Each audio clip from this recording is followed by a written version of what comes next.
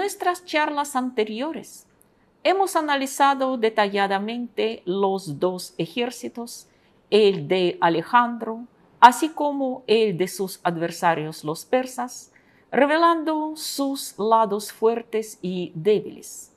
Así que ahora sí podemos hablar sobre el primer enfrentamiento abierto entre ambos, que tuvo lugar en el año 334 a.C., a orillas del río Gránico, batalla que marca no solo el inicio de la gran campaña oriental de Alejandro, como también, según opinan la mayoría de los historiadores, el inicio de una nueva época. Vamos a ver cuáles eran los movimientos previos de aquella batalla. Desde el inicio de la campaña, Alejandro actuó de una forma bastante simbólica, tanto porque realmente creía en su buena estrella, en el apoyo de los espíritus de sus ancestros, como también quería animar con este simbolismo todo su ejército. La historia comienza cuando el ejército de Alejandro cruza el estrecho de Helesponto, actual Dardanela, aquella frontera natural entre Asia y Europa, y desembarca en el suelo asiático. Es curioso que Alejandro escogió para aquel gran desembarque una región conocida como Tróade, cuyo nombre habla por sí mismo, pues se creía que los héroes de la Ilíada, incluyendo el legendario Aquiles, el antepasado de Alejandro, habían desembarcado precisamente en este mismo sitio hace casi ya 1000 años. Sí, ni más ni menos separaba a Alejandro de la guerra de Troya 1000 años. Entonces, como podemos ver, Alejandro, también imitando en gran parte a su ancestro, procura ser el primero en saltar de la nave y pisar el suelo asiático.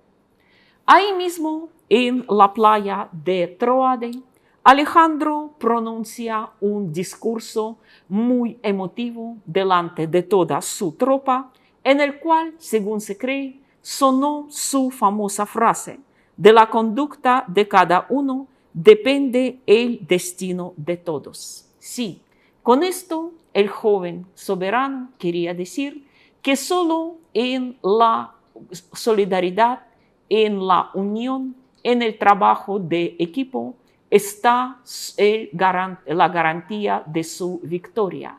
Sin duda, Alejandro quería decir que él, al igual que cualquier soldado de su ejército, estaba dispuesto a asumir todos los riesgos, todos los peligros, pero llevar a cabo su gran misión: acabar con el imperio persa, aquel enemigo jurado del mundo helénico.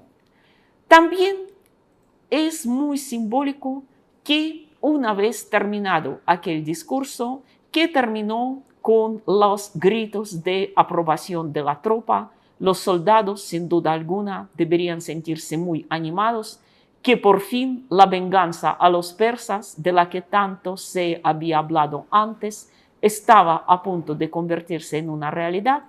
Alejandro ordena quemar todos los barcos.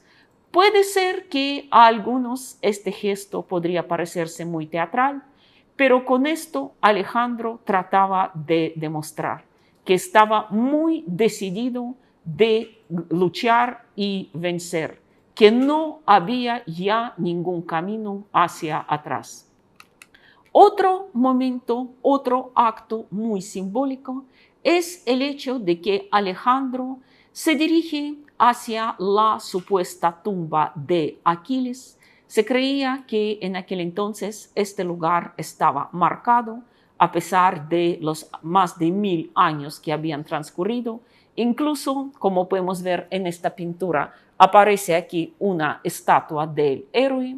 Alejandro hizo una generosa libación al espíritu de su legendario ancestro y en este mismo tiempo el mejor amigo de Alejandro, el compañero de su niñez, Hefestión, prácticamente el segundo hombre al mando, hizo lo mismo en la tumba de Patroclo. Patroclo, el fiel amigo y lugarteniente de Aquiles. Con eso, como podemos ver, Alejandro y Hefestión trataron de mostrar una vez más delante de todos su unión con los espíritus de aquellos legendarios ancestros. Los espíritus de Aquiles y de su fiel Patroclo iban a guiarlos hacia la victoria. Ahora, de los actos simbólicos de aquellas ceremonias heroicas, pasemos a pura logística, a cuestiones mucho más reales. ¿Cuántos hombres había traído consigo Alejandro en aquel primer desembarque?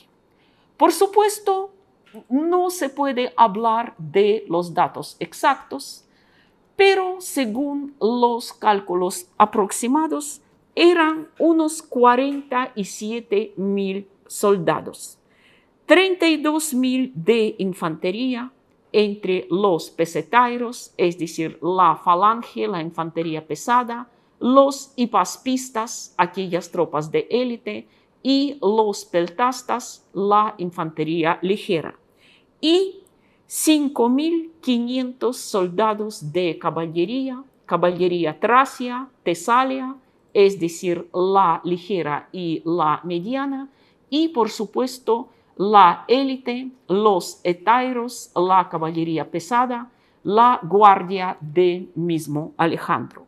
También podemos añadir a esta cifra un número no, digamos, exacto, porque de estos no hay datos precisos, de los contables, amanuenses, cronistas, ingenieros militares que eran muy importantes porque más tarde veremos que las máquinas de asedio jugarían un papel muy importante en muchas batallas. También los bematistas, así se llamaban los especialistas en cuanto a medir y calcular las distancias, lo que también era muy importante en aquella campaña. También a los filósofos eruditos, entre los cuales sobresalía Calístenes, el sobrino del gran Aristóteles, y también toda clase de personal de servicio que suelen acompañar un ejército en la campaña. ¿Eran muchos o pocos? En realidad, si comparamos las fuerzas de Alejandro con las de Darío III, el rey de Persia, veremos que los macedonios estaban en una gran desventaja. 47,000 hombres contra, según unas fuentes, 100,000 o incluso 240,000 soldados del ejército persa. Sí, desde el principio podemos ver que era una gran desventaja. Además, los persas estaban en su territorio, en su tierra, mientras Alejandro mandó llevar los víveres, los suministros, únicamente para 30 días. Con eso, como que estaba más de seguro que transcurridos los 30 días, su situación en Asia será más seguro y conseguiría más suministros para su tropa. Sin duda, un plan muy atrevido. Pero no podemos decir que Alejandro era tan descabellado como puede parecer a primera vista.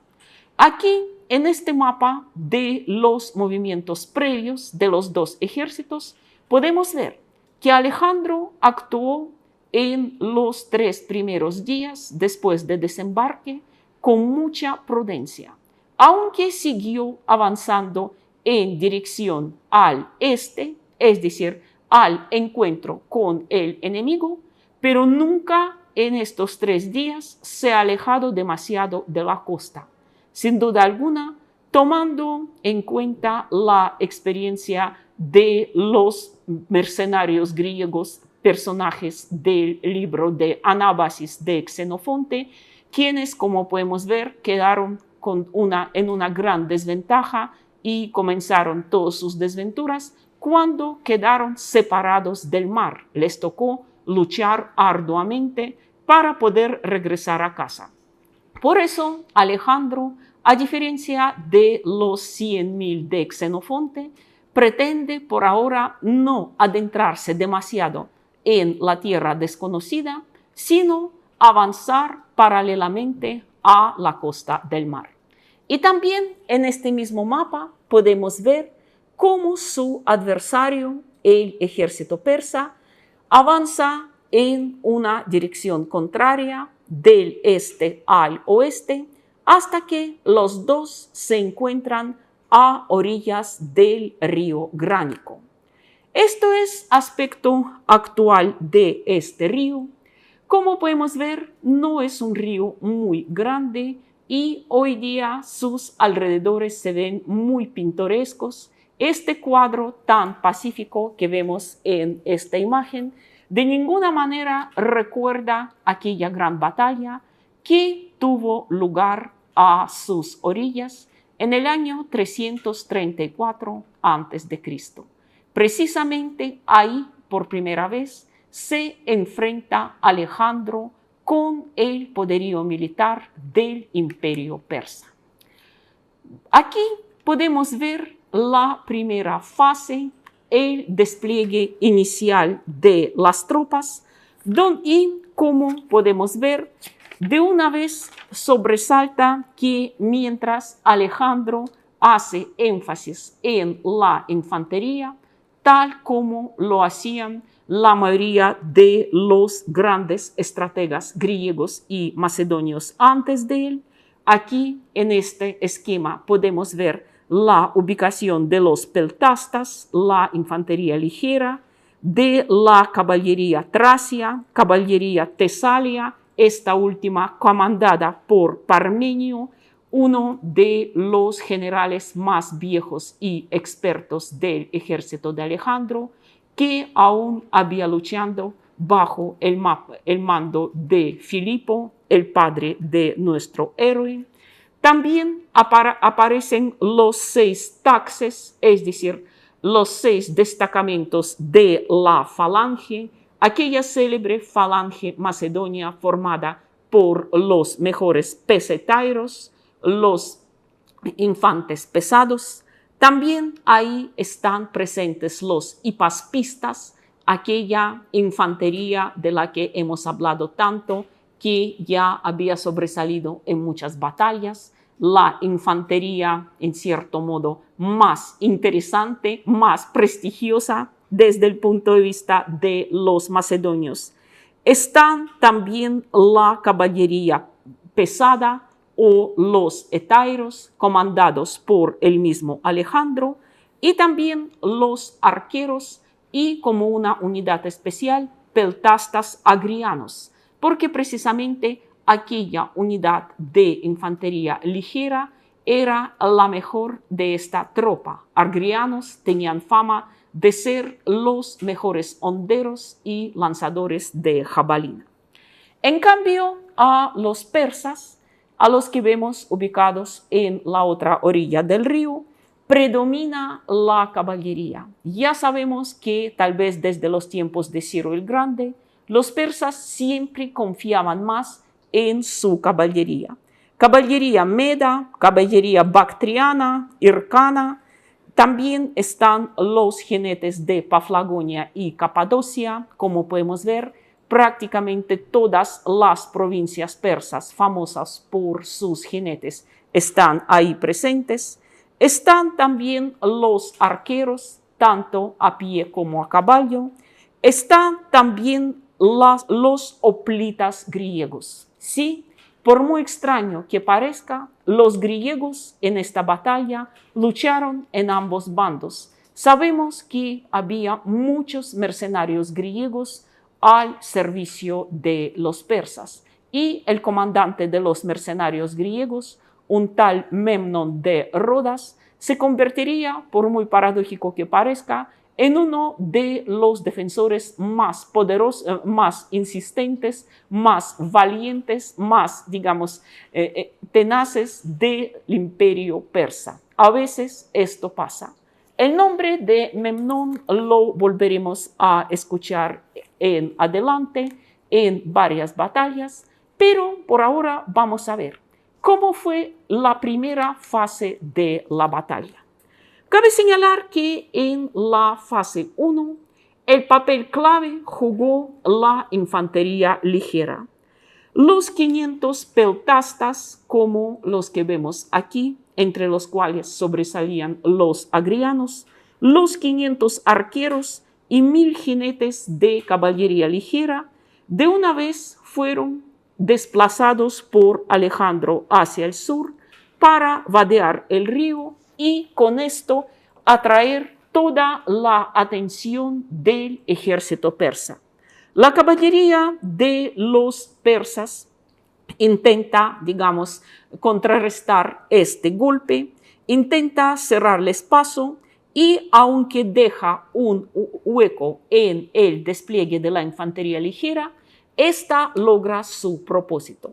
Distrae la atención del adversario para que Alejandro, a la cabeza de los hetairos, logra vadear el río por el otro vado. Como podemos ver, mientras la infantería y la caballería ligera distraían la atención del grueso de los persas, Alejandro, a la cabeza de la caballería pesada, logra cruzar el río.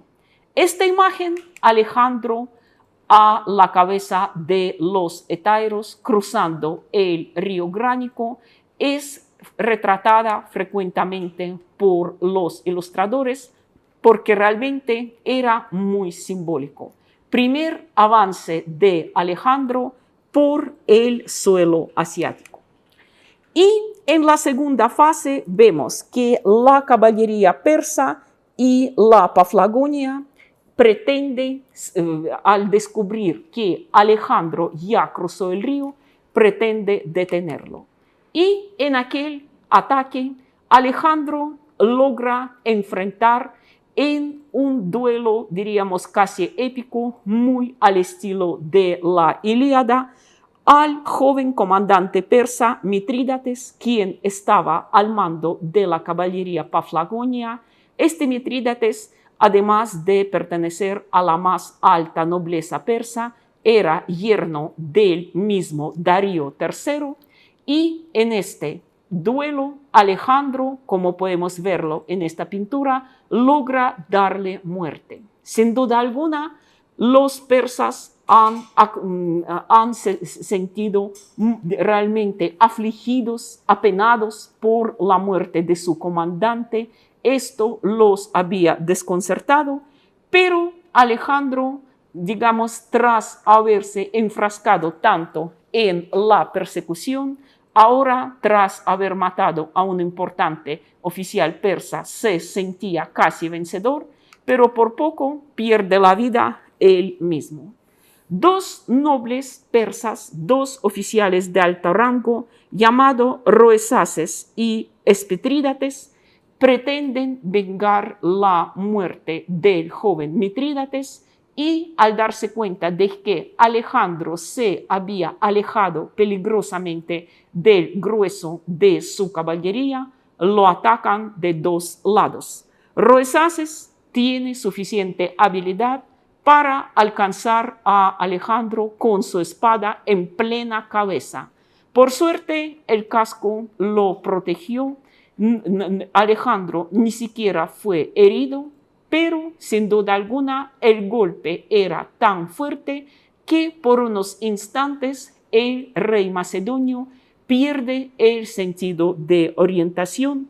Mientras tanto, el otro oficial persa, Espitrídates, lo ataca por atrás, pretendiéndole asestarle una estocada por la espalda.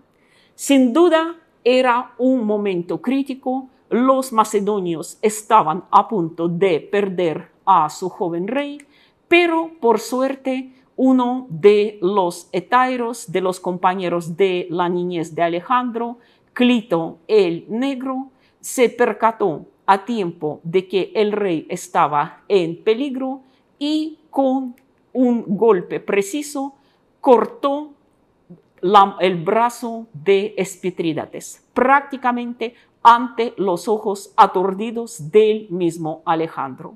Sin duda, Espitrídates ya no podía luchar y Clito lo remata sin problema y Alejandro, tras haber recuperado el sentido, porque como podemos ver, el golpe, aunque fuerte, no lo dejó sin acción por mucho tiempo, entonces Alejandro reacciona también y da la muerte a Roesaces.